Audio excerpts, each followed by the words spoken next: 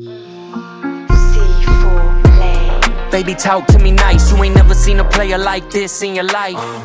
Engineers used to be such a background process, and independent engineers are a very background process. But if we don't fight for those credits and we don't fight to make sure that our names are kind of put up there, a lot of times, what independent engineers don't realize is there's whole management companies, and these management companies manage the artists, the engineer, other producers on the label, and it's very lucrative for them to keep everything as in-house as much as possible. Because if they're getting a percentage from the engineer booking, and they're getting a percentage off of their artist, and they're getting a percentage off their producer, the management team or company can end up making more of a percentage than the artist, the producer, or the engineer all by themselves. Yeah. But also it's quality control. This is how labels and this is how management companies keep a certain level of quality, especially in the rap world.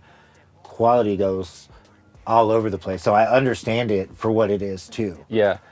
Have y'all been credited for something you didn't want to be credited for? Like that. One of my situations is I handle all of the mix and mastering, but obviously there's times where he records at not ideal spaces, and I get the mix to sound as good as it can, but I know my standards might be different, right? But I still get credited for the tracking, and I'm like, yo, I did not record this. You know what I'm saying? It would be different. So I was wondering if y'all have had situations like that. That's definitely happened, but thankfully it's never been on a song that like got enough attention where I was like mortified. But that's definitely happened too. Okay. And you'll send stuff in, and I'll purposely leave those songs out, and they'll still just, whoever's uploading the stuff just doesn't care. They just put your name on whatever it is. But I've also had to fight to be credited on stuff I did. Yeah. There's a really good album that just came out right now, and I don't want to say, I'll tell y'all later, but I don't want to say it on camera. But I see everybody posting their stuff on it, and I definitely tracked a lot of the stuff that's on there, and I've gotten no credit at all. Yeah. I got some of those too. But like it's okay. Yeah. Just keep making songs. But credits are super important, and I do think for anyone that's not working with major label artists, start acting like you are and start figuring all that stuff out with your independent artists right now, because it's the same process. Right, absolutely. You're still gonna have to mess with them. You're still gonna have to beg them to give you the credit. You're still gonna have to fight for every ounce of like attachment you got to the tracks, and the better you get at that now, the better you'll be at it when you're in your position. Right. Absolutely. Yeah, get in a habit of doing it. I think it actually make the career and everything, our life easier later on. That's how I feel about it. For sure. There is a tendency though to look at any studio that's not in LA as like a it's basically as just a tracking studio. Yeah. And that's another reason why I really wanted us to talk to you too, because again, going against the grain is like, you're not just the tracking studio, like all the mixes, all the mastering coming out of here. What about with the Drody work too? Are you doing all mixing and mastering on it as well? All the mixing and mastering, I'll record probably about 80%, 85% now, but he started to, do tracking on his own. But as far as the mixing and mastering, I'm still mixing and mastering all of it. Do you like enabling your artists to start tracking on their own? I'm assuming they go to you for help in their setups and stuff like that. I don't discourage it, but it depends on like the level that they're at. You know what I mean? I'll never tell somebody like, no, don't record yourself, but I definitely let them know the pros and cons, like your room isn't treated, or even if they're recording at other studios that aren't ideal, like I can still tell if their room isn't treated well, because you can still hear room noise, even if they have like 1-inch panels on the wall, like you can still tell.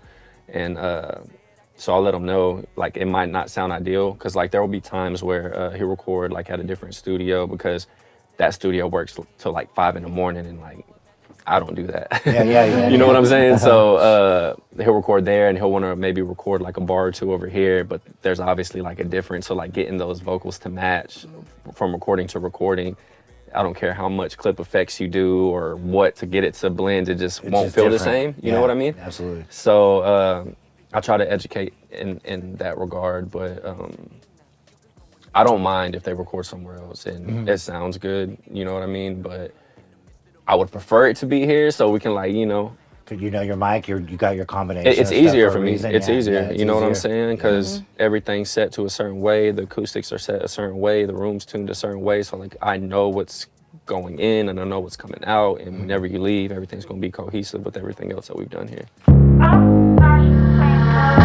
time. What is your favorite studio light setting?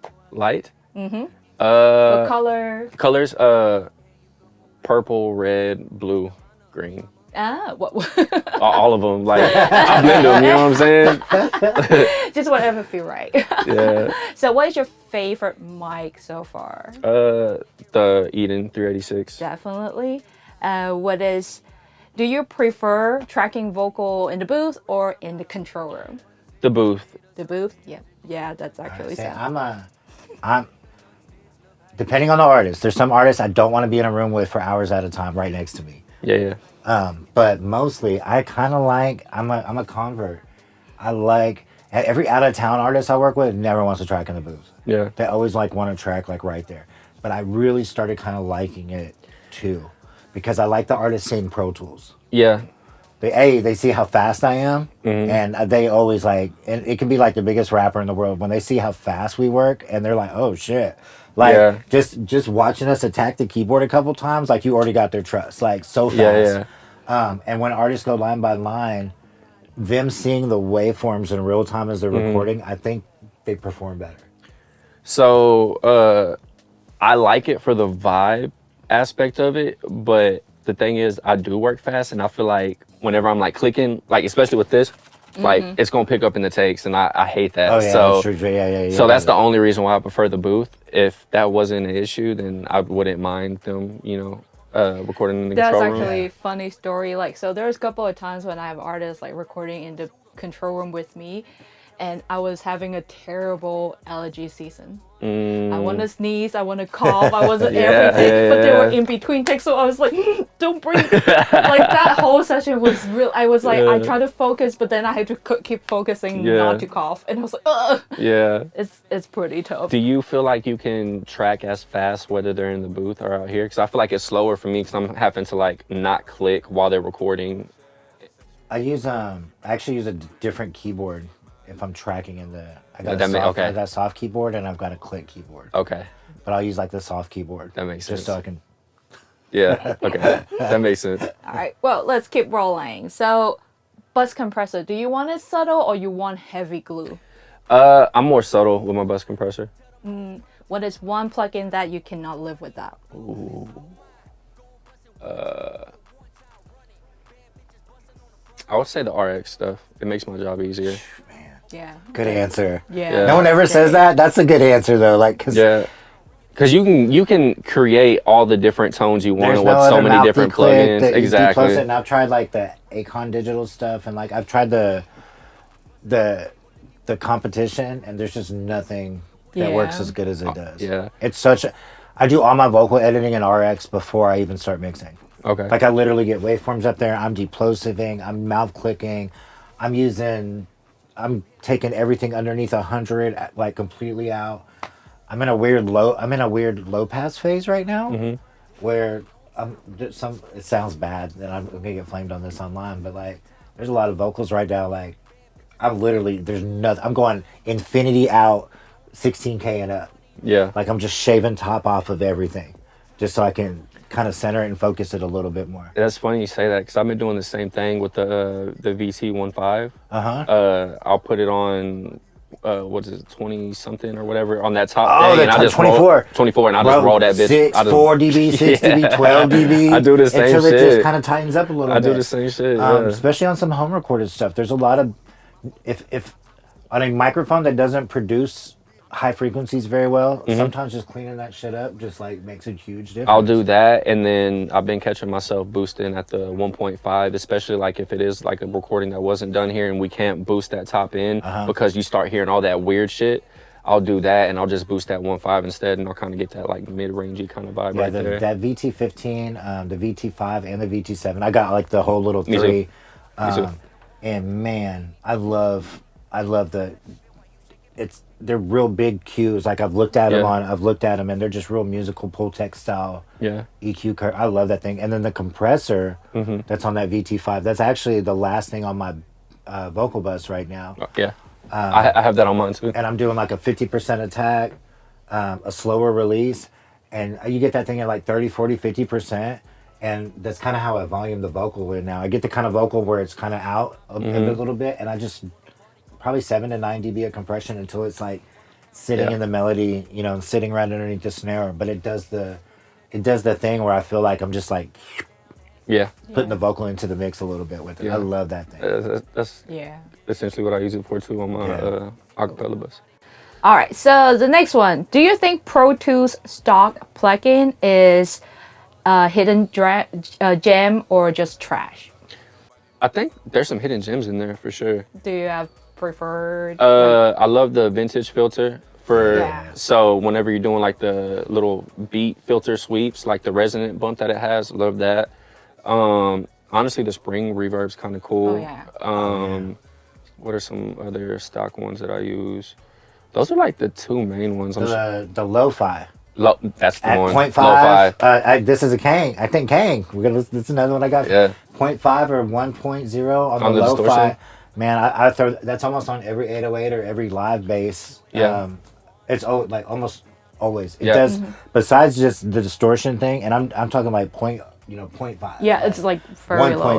as at the most. But it does something too where it takes and it kind of balls up everything in the center image, and I feel like it does it. It kind of sums it a little bit in the center, and I like that a lot. I downsample a lot with that, like just to get the high stuff out. Like whenever I'm dealing with like a bass that has like some weird digital shit on the top end that doesn't need to be there, I'll downsample it to 24, maybe 16, as long as it doesn't take away too much fidelity. Or I also use it for like creative stuff too. Like I'll throw it on some ad libs. Like I'll telephone it, get a real hype, and then I'll bring it back down with the downsampling. Super. Yeah, it does a cool little texture thing. Yeah. And I know everybody thought that 40 was just low passing on those Drake beats, but it was the lo-fi downsampling. type thing. It was that lo-fi, and I bet you it was that plugin actually that he was probably using those things. So any plugin that you feel like is the most underrated? Underrated plugin. Ooh. There's so many plugins. I have way too many, honestly. I don't feel too rapid right now. I'll throw one in. What do you think? I think Spectre is probably like I love one of Spectre. the most underrated plugins. I love Spectre for sure. That's on every mix of mine. I'll say it's an underrated plugin. It's a creative plugin. It's a delay, but I really like it. But I don't hear more people talking about it. The Repeater by Slate, and I just thought of another one too. So the reason I really like the Repeater by Slate is all the different textures it has, and you can just do so much with it. And you can set it and forget it. It almost sounds good on everything. I also really like what is it? The Infinite bass from Slate Digital. It adds like a subharmonic, and like you can really reshape the 808s and like put them in key, because sometimes the 808s I get aren't in key, so I'll like find the corresponding frequency and boost right there, and then it just adds that harmonics, and it just makes it feel more part of the overall song. Yeah, that's genius. That's genius right there. Do you think MP3 format is acceptable as garbage? Ooh, I'll say both in the certain situations. So the reason I say both, it's acceptable. Like I get it for DJs, like they got fucking 20 million songs, and so like they need smaller formats for like DJ type stuff. But definitely don't want to use that for music videos, don't want to use that for distribution, and most distribution companies won't even accept it, right? And what I tell all my artists is, whenever you use an MP3, it's already a compressed version, right? And then you shoot a music video, it goes into the whatever video app they're using, and they do the video, the audio gets compressed again, you put it on Instagram, it gets compressed again, and then if it's on the radio, I mean, they already do weird shit with their stuff. The first time I heard Johnny Dang on the radio, I was cringing, bro. I said, what the fuck is going on with my mix? That extra limiter on top of all your stuff. Yeah. Bro, I didn't like like tonal balance shifted, like the frequency felt weird. I'm like, bro, I can't listen to the radio no more.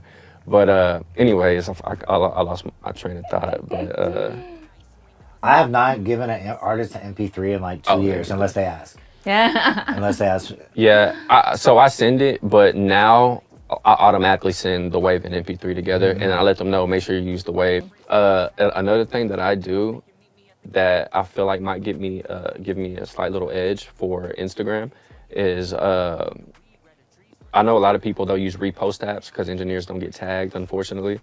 So I use the repost app to grab the video, but then I'll put that video in InShot, and then I'll grab the wave, I'll import that bitch in the InShot, line it up, rebounce it, and put it up. And then if you listen to the artist version versus mine, like mine's way louder. That's it has hard. all the clarity versus the artist. You know what I mean? So Man, that's just that right there. that's that extra little step. To me, yes, and I think great engineers, it's worth it. That Yeah. step, that extra little, because that takes time. Yeah. You see somebody post something and you're going against that initial, oh, I can just do this one little thing right now. Now it's reposted and that's supposed to be me and my work, even if it sounds like shit. Yeah. But you taking the time to go take the WAV file, line it up and do that stuff, to me, like, that's what makes you like one of the premier engineers. Thank you, bro. In Texas right there. That thought process, because that little nugget right there, that translates to when you're doing vocal editing. Yeah. That translates to not just turning in the mix because you're on a fucking deadline and it don't feel right to you yet. Right. That translates to not just doing something because you're taking money.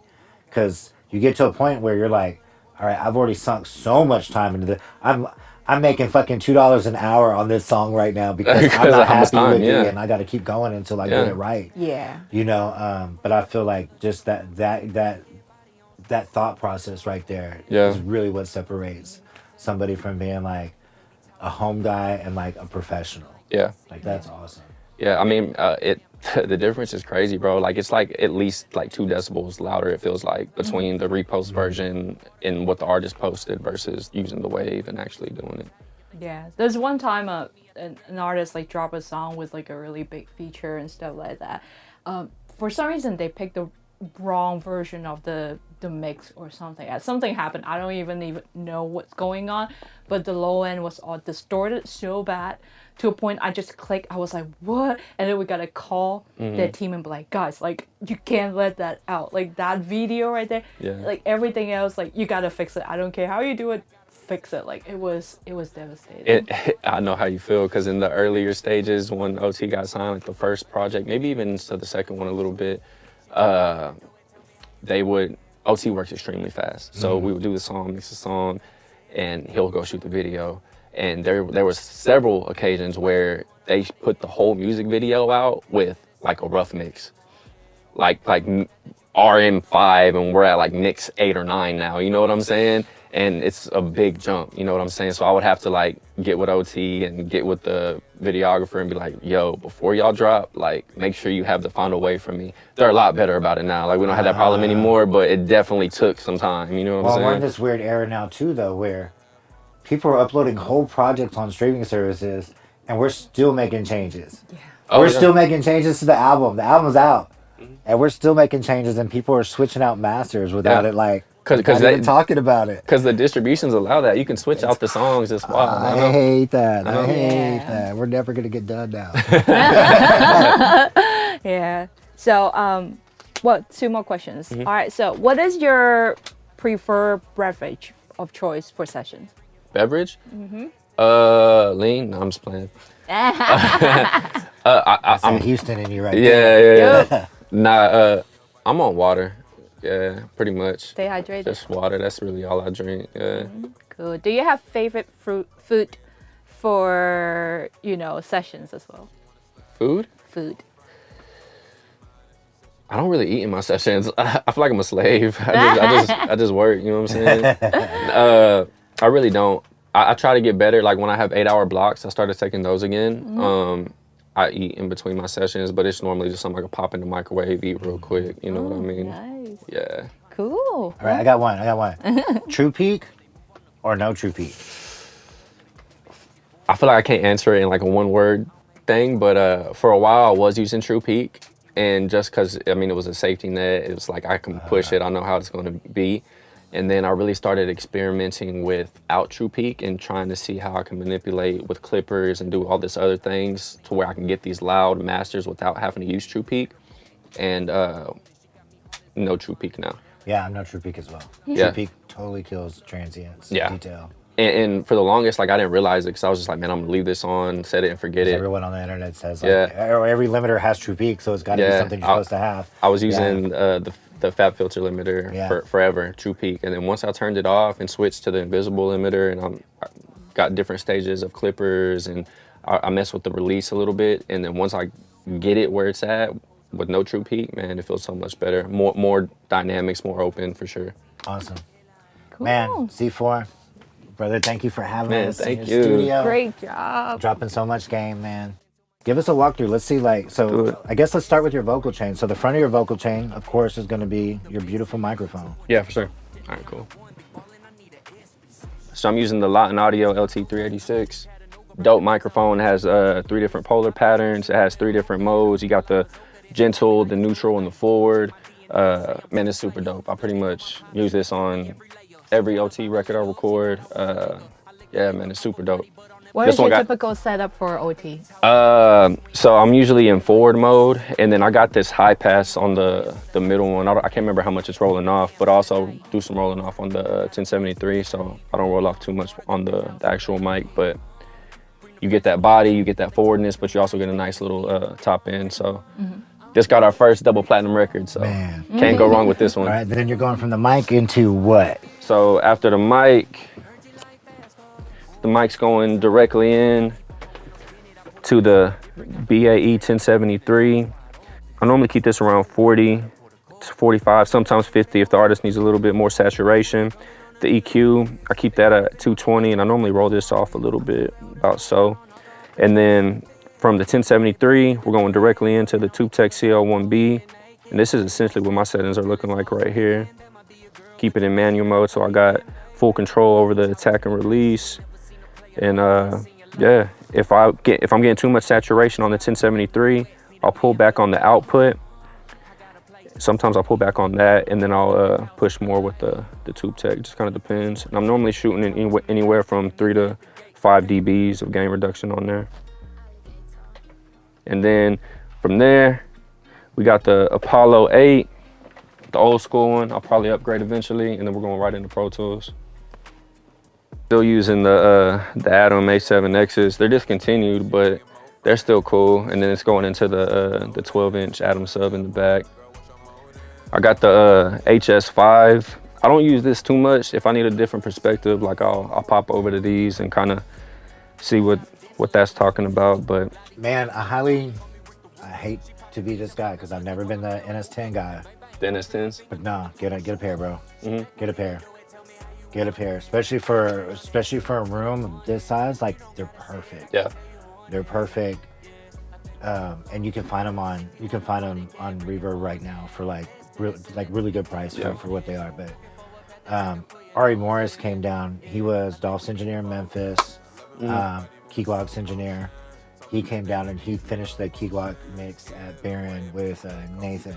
Okay. Nathan was in one room and Ari was in the other room, and we had the mixing suite over there, and then we had the warehouse over there. But at that time, I had the nicer set of NS10s in the warehouse. And he went into both rooms, and just based on the NS10s in the warehouse, he was like, "Nah, I'm gonna mix in here." Wow. And just some speaking level listening stuff, he knew exactly where the bass was gonna. Basically, room almost doesn't matter with those things. Yeah. Like you learn them real easy. You can tell exactly how you're pushing them, and if the bass thumps right on them, Yeah. like you know it's right. Yeah. But now I've started using them a lot ever since then, and I'm just like, yeah, man, it's a thing. Yeah. Like it really is. Like there's a reason why people like it. Yeah. A lot of the old heads swear by 'em for sure. Do you mix in the headphone as well, or do you just mainly mix in the room? Nah, just in the room off of the A7Xs. I don't really deviate too much from that. I feel like I don't have to check my mixes so much, but I'd listen to my mixes in the vehicle still. I feel like can't go wrong with the vehicle test. So true. I got the in my truck. I got a 9-inch sub, so like the sub is decent, and then it's the Alpine system. It has like the surround system too, so it sounds pretty good in the truck. And I know exactly where the bass needs to be in my truck, and like where the vocals need to be in my truck, and so like I'll balance off of those two, just the truck in here.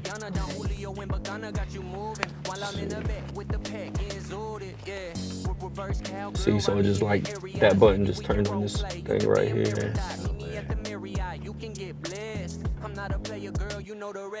See, that's what my room curve's looking like right now. I know that I got some stuff I can, get better on, but No, man, it sounds really solid in here. You did a good job on the traps. It feels good. Like, Yeah. It feels solid. It feels cohesive. Yeah, I was telling Rue whenever I get a bigger space, like I'm probably gonna like not go with panels like that and just like frame out the whole entire wall and do all of it. I've been watching a couple of different studio builders. If you did get another space, are you thinking of staying out here, or you want to get a little closer to Houston? Man, probably down here, to be honest. Just because, you know, I make music too, and I feel like my studio would be there, and it's like, sometimes it'd be like, man, I need to go record, so I want to be somewhere close. Davis was talking about coming back to Houston and needing a spot, and I was like, well, if Davis needs a spot, I was like, let's get a couple people all together and build our own spot, like a little closer to Houston. And I was like, that would be hard. That shit would be hard. Yeah, I'll play some so y'all can. Hell yeah. Here set up. Let's see.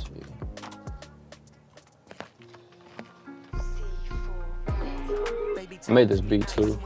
I think I showed you this one, Jason. Yeah.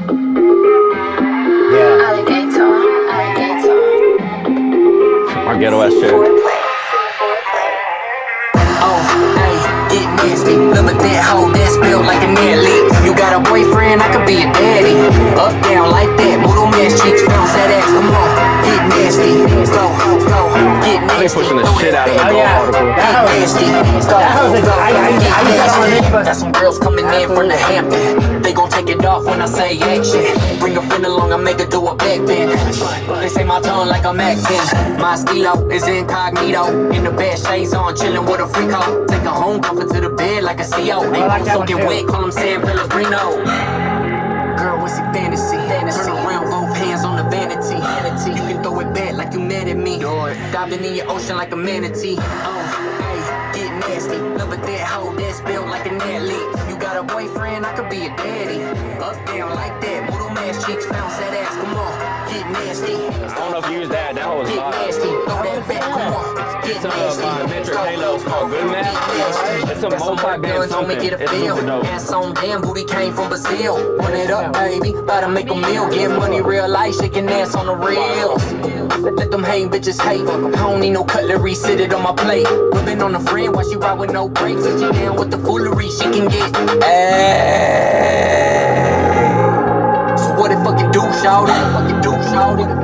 Oh, they don't care. They can come too, shawty. Get nasty. Love a dead hoe that's built like an athlete. You got a boyfriend, I could be a daddy. Up, down, like that. Moodle man's cheeks, bounce that ass. Some multi-band shit. Expander, compressor, it's cool. Get nasty. Throw that back, come on. I used the ML4000. Get nasty. Bounce that ass, come on.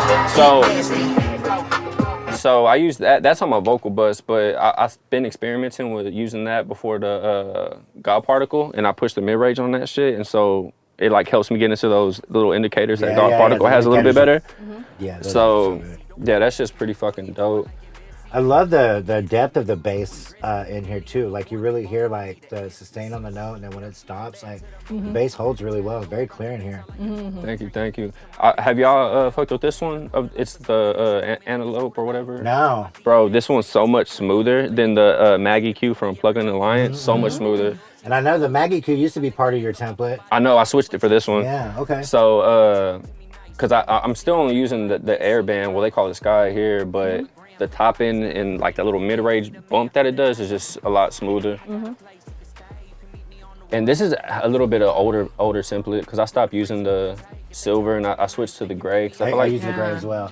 I was It's a little thicker. yeah, it's a little thicker and like a little less harsh. Yeah. So I switched that out for the gray. I'm on Pro C4 and Pro C3. Same. I'm just like Same. I'm trying to get rid of almost everything else, and then a Spectre. I feel like with that EQ, that compressor, and a Spectre, I can almost do anything I want. Yeah, I love Spectre too. I use that a lot on like my melodic bus to kind of like tone shape that a little bit. And I'll use it on vocals too. I saw you use the Weiss de-esser. On my melodic bus, I'm using the Weiss maximizer. And there's a wide mode, and when you throw it in wide mode, it just takes everything out of the center channel and throws them on the sides. That's like, man, I came across this plugin, so I had downloaded Arcade to like fuck with like beats and shit, just kind of fuck with it. And it came with a bundle of plugins. There's this plugin called Thermal, Man, that bitch is so hard. Like, Thermal? yeah, bro. So it's like a multi-effect type thing. You can add like delays, so a lot of cool saturation, and also but it has this like a spread knob, like a widening knob, and I've been choosing that over the doubler lately. Wow. And Okay. man, it's super fucking Yeah, I'm dope. trying to get off always plugins. I'm not paying to update plugins I own anymore. Man, I'm not gonna lie, I hate that shit too. The only ways plugins I'm using now is Shep's Particle sometimes, and H delay. I still like H delay. Yeah.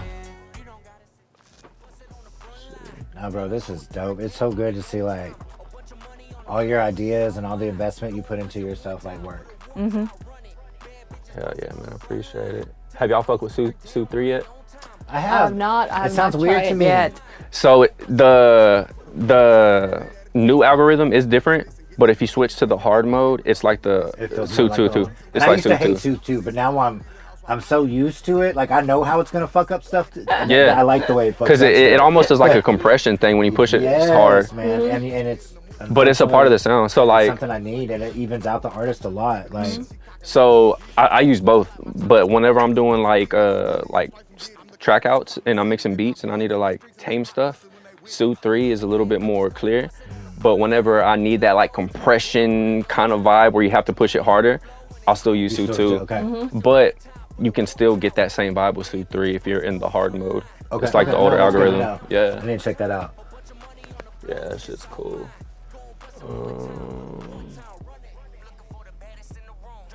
I don't know if you ever fucked with this, but this is super dope too. I just put this on my all drum bus.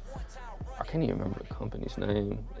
BSA. They make Salt. You know that Oh plugin? yeah.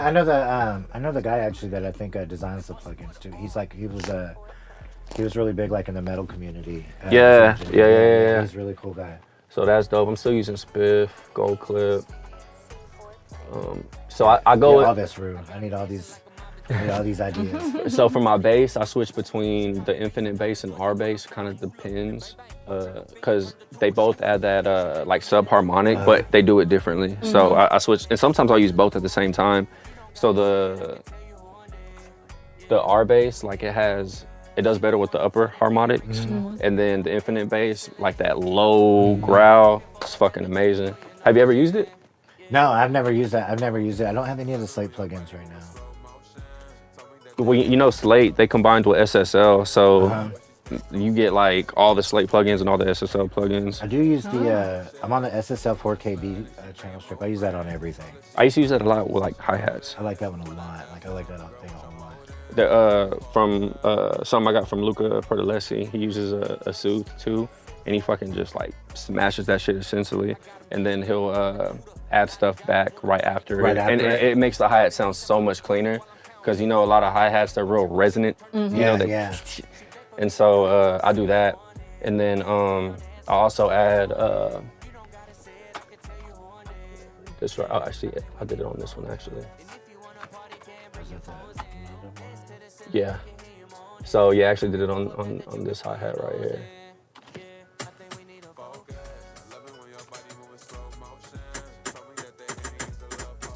Also, Yeah. you see what I'm saying? Yeah, there's so much in there. So I did this one with Su 3.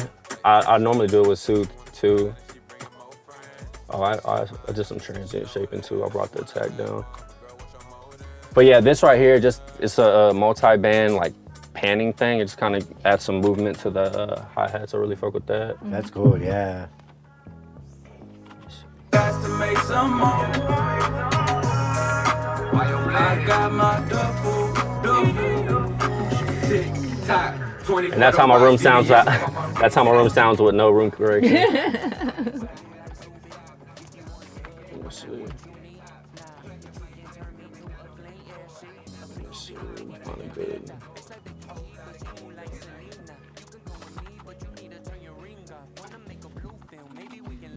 This is that thermal plugin.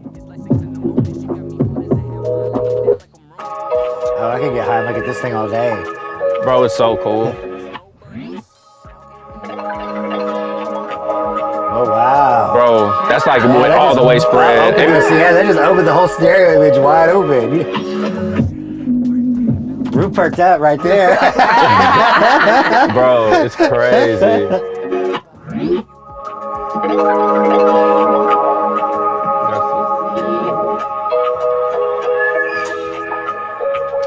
So I've been using it for that, but like it has like these little mod buttons right here where you can like kind of like Saturn, you know how you can like draw something and change like the macros or whatever. And so I've been using that a lot for like widening shit, and also for the saturation on it sounds super fucking dope. This is like a plugin I like randomly stumbled upon. I love finding those gems. Bro, this was a gem for me. I should have said this one, but We got you now. We'll do something in post where we edit it. And we're about, Yeah. but wait.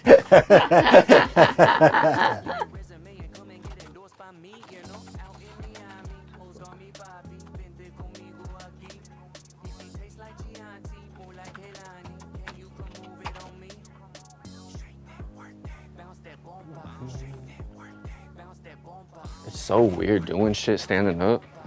I feel like I was finna have like arthritis in my hand. Oh, this is another plugin that I've been really enjoying for cleaning up shit. It just sounds so musical. This comes with the SSL shit. Oh, that's the Harrison stuff, yeah. Man, Their stuff's good. for I only use it for cutting. I don't really use They anything make else. an analog, they make a hardware channel strip, a Harrison one that I've really been looking at too that looks really good. Yeah, if I'm not mistaken, it's like a whole board, right? Mm-hmm. Yeah.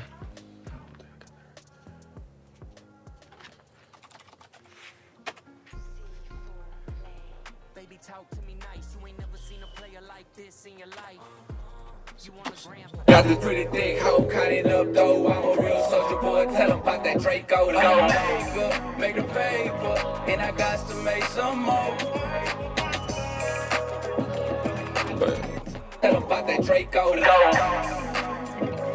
yeah, like its saturation just sounds so good. Yeah, it's man, really, no, really that tight, looks but really really cool. clean. Tell 'em about that Draco low. And you can get like crazy with it. They got these different Draco low. different shapers. Tell 'em about that Draco low. Tell 'em about that Draco low. There's a lot of cool shit, and there's some cool like movement shit you can do. No, I gotta try that out. That's fun. That's nice. And then this is a cool session to show y'all that. So like how my VCAs work. It's up on my wrist and I So- still be on the block. Driving to the city, but I had to make a stop. Now we down 288. Why she giving me that That's top? some of my Now, do your kicks and individual drums and stuff, do you have an all drum bus too? And is that VCA as well? Yeah, I have a so I got, it's similar to the one, yeah, I think it's the same, honestly. I got the kick sub, and then I got the perk and the all drum, and then my melodic. So it's pretty much what we was using a long time ago. I don't know if y'all still running it that way. But the only thing that separated different from my VCAs is I got my 808 and kick separate. Just because That way you can just go back and kind of detail. for my for that, and then also like the way like my stems have to be bounced out. Like okay. yeah, they like the 808 and kick to be separate. So that's initially why I started doing that. But so this is like a kind of a good example of whenever shit isn't where it's supposed to be. So like this vocal, It's up on my wrist and the vocal isn't in the lead box bus because it would be muted. So I'll just hit this right here, and it puts it in the lead box bus. And then I got some shit right here. So you can see all these. It would be orange if it was in the VCA, but it's not. So I'm gonna come right here. So now, background vocals open, close, lead. So, If I have like my Atmos set up, this is exactly what I would well, do. what I'm thinking too Yeah. in the mixing room in the 713, we Steam Deck, we have a Steam Deck macro where you hit one button and it switches your bus outputs to the 8-out outputs. And then Oh, it switches yeah. the input on the mix bus to the 8-out input. So you hit one button and it switches over to the analog summing mix. That would be fun. That would be fine. Yeah, I'm pretty sure that would be easy. Cause so watch. I'm gonna just put this to regular. So if I click this, it'll put it to my kick sub bus. So I think that would be essentially the same thing. If you're just switching the output, I think you should be able to do it. And then I can mute my 808, kicks, perks.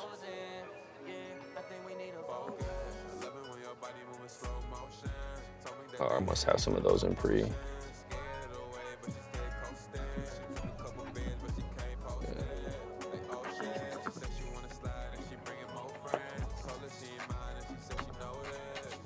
So like that's some of that cool stuff. Yeah, this is fire. Oh, something else that I've been experimenting with to like help like my name and shit whenever I got like track out stems, like I got all these things pre-saved. So like, let's say this hi-hat was named some random shit. Like I would just click right here, click hi-hat, and it automatically will name it for me. So like, I'm still experimenting with that, just like thinking of random shit that can help my workflow. Yeah, it just saves so much time. And then this is what I was talking about for the vocal line. So I can click that, I can go down twice and capture, render. And then here's my match pitch right here. I can turn that on and off. Nice. So like, that's some cool shit. What else do I do? This. So I like the fact that we all work really fast, but we still finding a way to work faster. Right. So on my master bus, like I have this right here to open up my tonal balance, but I also switch out between tonal balance and metric AB. So I got these plugins right here. If I click this and hit enter, it'll take off my tonal balance and open that up. Bro, you can get out of my mind. We are doing the same. We're doing a lot of the exact same. Well, I don't have the cool, but metric AB like indisposable for me. Oh I yeah. use that a lot. Tonal balance, I hate it. It's kind of buggy right now. Yeah. And then they want to charge you like $100 to upgrade it to the newest one. Yeah. Yeah. But I don't use it that much to pay for it. see, me neither. But at the same time, just pulling up something, especially if it's a spot I'm not used to mixing it, and just making sure if I pull it up, if my crest factor works, especially on the low end side of things. Yeah. I know my low end's right, but where my crest factor is. Bust it one time for the one time Send running. that attention. I told her stupid bitch, listen, get that money and bring it back. Right here is the only mission. Keep your eyes on these tricks and don't be fucking with oppositions. I don't need a housewife, I need a bitch that subject